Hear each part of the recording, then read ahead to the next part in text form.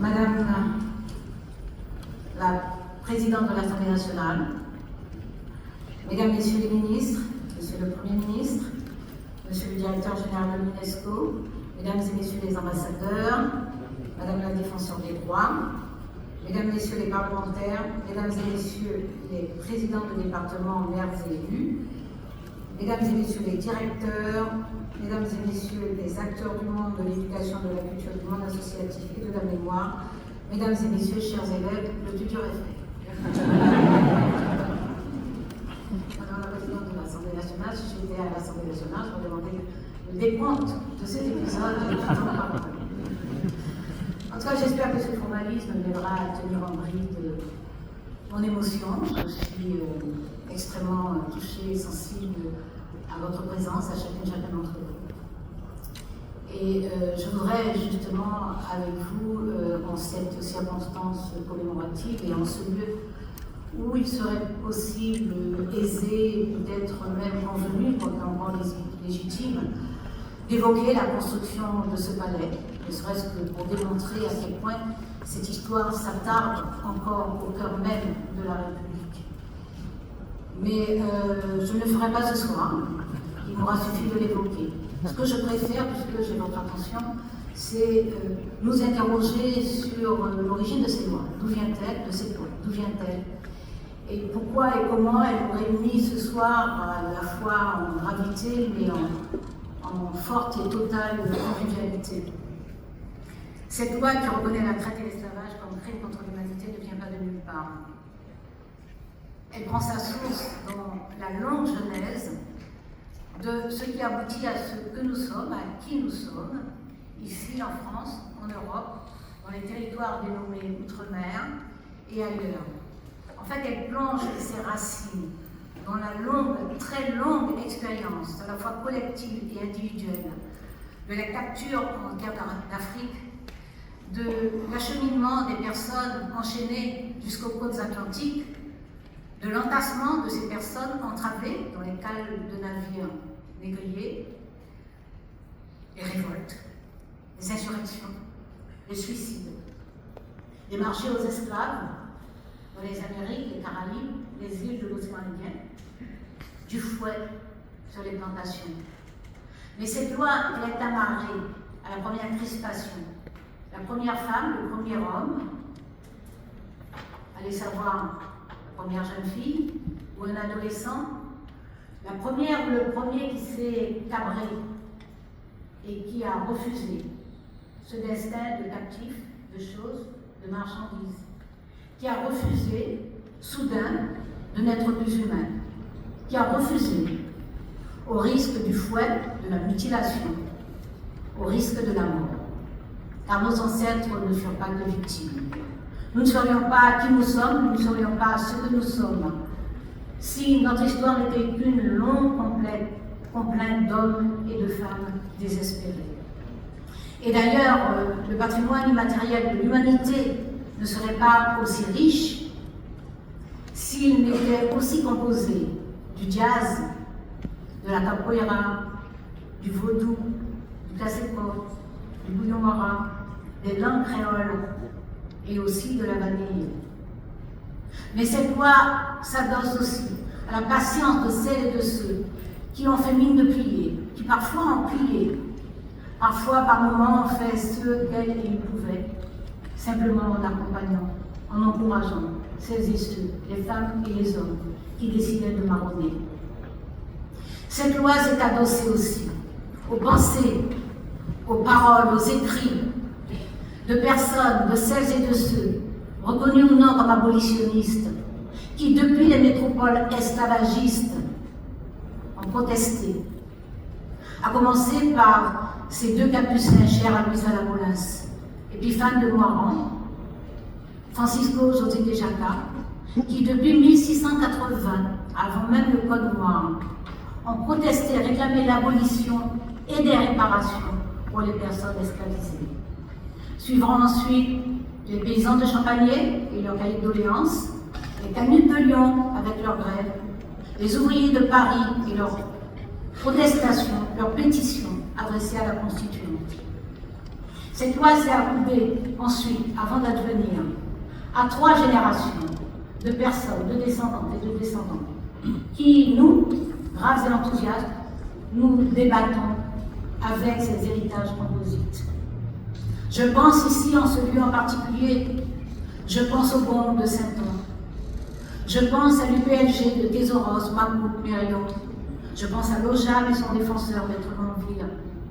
Je pense au Moguide de Delanon et Latidine. Je pense aux IPN de Rennes et Jacquerie. Je pense au MIR de Massa et Apamounia. Je pense au COFAD de 1998. Évidemment, je n'idéalise pas qui nous sommes, ce que nous sommes. Nous débattons avec ces héritages. Je sais quelle querelle bréenne nous travaille parfois.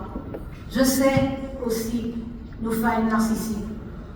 Je sais également à quel point nous nous égarons parfois dans des affiliations confuses. Je sais aussi que nous portons en nous une part de l'espoir du monde. Et cette loi, donc au bout de 25 ans, qu'a-t-elle produit? Monsieur le Président de la Fondation pour la mémoire de l'esclavage, Monsieur le Premier ministre Jean-Marc Ayrault, a rappelé, a brossé très rapidement tout à l'heure, un peu un bilan de cette loi. En matière d'enseignement, la flamme de l'égalité. En matière de recherche universitaire, nous en sommes à la 21e année d'attribution du prix de thèse. Et en matière de coopération sur des initiatives, des actes mémoriaux, ici et ailleurs. Je voudrais juste très rapidement saluer la mémoire de Marie Scondé, qui fut la première présidente du Comité national de l'histoire et de la mémoire de l'esclavage, créée par la loi, comme vous l'avez appelé, Monsieur le Président. Marie Scondé qui a su donner, insuffler une identité à ce Comité national. Et ensuite, les présidentes qui ont suivi, Françoise Vergès, Myriam Cotias et Frédéric Léger. Je voudrais évoquer peut-être ce qui est remarquable et non mesurable. C'est l'installation dans l'espace public de cette histoire, non plus seulement sous l'angle exclusif de l'abolition, mais sous sa longue et violente réalité. Et puis aussi, ces nouveaux esprits libres qui ont conscience d'eux-mêmes et conscience du monde. Cette loi est ancrée dans cette histoire commune et nous enjoint de porter ensemble, solidairement, le monde. Où nous mène-t-elle? Elle nous mène au monde, justement.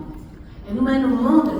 Et récemment, cette résolution qui a été présentée par le Ghana à l'Organisation des Nations Unies, qui a été portée par le très digne secrétaire général de l'Organisation des Nations Unies, M. Antonio Guterres. Cette résolution a été votée par tous les pays de la CARICOM, la Caroline communiste. Elle a été votée par le Brésil. Le Brésil qui est le pays qui porte la plus grande communauté, non, en tout cas le plus grand nombre de personnes afrodescendantes hors d'Afrique. Tous les pays de l'Amérique du Sud l'ont voté, à l'exception d'un seul. Tous les pays de la Caraïbe, tous les pays de l'Amérique centrale, tous les pays d'Afrique. Je veux évoquer là, sans rien idéaliser, sans vénérer personne ni aucun lieu, je veux évoquer là une géodiplomatie qui indique un des grands rendez-vous géopolitiques que nous avons aujourd'hui dans le monde. Cette loi qui vient donc du monde, comme je viens de l'évoquer, elle nous ramène aussi au monde. Elle nous ramène à nous-mêmes, à qui nous sommes, à ce que nous sommes devenus. Elle nous ramène à notre responsabilité sur le monde, à l'empreinte que nous portons sur le monde. Et je me dis, Bordeaux et Nantes, ce sont les mots d'Aimé Césaire. Et je me dis, Bordeaux et Nantes, et Liverpool, et New York, et San Francisco, pas un coin de ce monde qui ne porte mon empreinte digitale et mon calcadéum sur le dos des gratte-ciel et ma crasse dans le scintillement des gènes. C'est d'Aimé Césaire. Alors, cet après-midi, j'ai écouté les paroles qui ont été prononcées avant moi. J'ai reçu et perçu votre chaleur, votre affection et l'émotion que nous avons partagée. Et cette émotion, je la porte encore là, en m'adressant à vous, en vous disant à quel point je suis confiante sur l'avenir. Alors j'ai essayé de vous dire les choses clairement, sans rien sauver. Je les ai dites parce que je sais que nous sommes attachés à un certain nombre de mots. Le courage, la clairvoyance, la justice, la probité, l'éthique. Ces mots sont dynamiques. Alors le Parlement va bientôt s'emparer de l'abrogation formelle du Code noir. Ce Code noir était tombé en désuétude formellement après la publication du décret d'abolition du 27 avril 1848. Il sera abrogé formellement. Je pense à une très jolie formule de la langue française. Il faudra que ce débat mange un peu de pain. Il ne se fasse pas sans manger de pain. Parce que cette démarche ne peut être que symbolique. D'ailleurs, lorsque Napoléon Bonaparte a établi l'esclavage en 1802, il a bien précisé que les lois qui étaient en vigueur avant l'abolition de 1794 redeviennent applicables. Il ne faudra donc pas que ce soit une abrogation juste symbolique. Mesdames et messieurs, merci pour votre attention, merci pour votre chaleur, merci pour vos accompagnements, merci aux enseignantes et aux enseignants. Nous ne fabriquons pas les mêmes promotions de citoyens, les mêmes générations de citoyens lorsque nous leur enseignons l'histoire et l'histoire du monde. Lorsque nous leur indiquons la part que nous prenons, que nous avons prise dans l'histoire du monde. Et cette résolution que j'évoquais, c'est une résolution votée donc par tous ces pays qui reconnaissent eux aussi l'inanité de la hiérarchie entre les crimes contre l'humanité. Ils savent qu'il n'est pas nécessaire de comparer pour convaincre.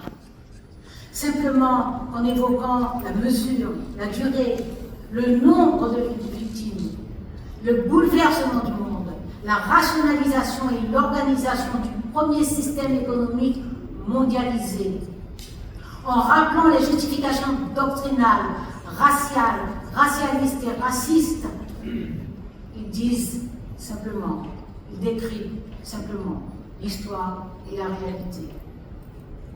Nous allons donc nous serrer les coudes, nous marrer nos reins, comme disait Louis Césaire, nous attacher la taille hardiment, pour prendre en charge ce monde complexe, ce monde diffracté, ce monde profondément injuste, pour prendre notre part dans l'amélioration de ce monde. Nous sommes attachés aux mots, je le disais, et ces mots comptent pour chacune d'entre nous, pour chacun d'entre nous. Parce que les mots sont dynamiques, ils créent, y compris des événements. Et je vais simplement évoquer un immense poète qui sait à quel point les mots sont dynamiques. C'est Mahmoud Darwish, un poète palestinien, une voix sensible et ardente, qui n'est plus parmi nous, et qui nous accompagne parce que ses poèmes, sur notre chemin de vie, nous enseignent à la fois le sens creux des envahisseurs et des oppresseurs, ainsi que l'inanité de la complaisance. Il nous faudra du courage en acceptant les risques. En prononçant ces quelques mots, j'ai consenti, je consens au risque que mes mots peuvent provoquer. Mahmoud Darwish disait, lorsque mes mots étaient tourbes, j'étais l'ami des épis. Lorsque mes mots étaient colère, j'étais l'ami des fers. Lorsque mes mots étaient pierre, j'étais l'ami des rivières. Lorsque mes mots étaient révolte, j'étais l'ami des séismes. Lorsque mes mots étaient coloquintes, j'étais l'ami de l'optimiste. Lorsque mes mots devinrent miel, les mouches ont couvert mes lèvres. Merci.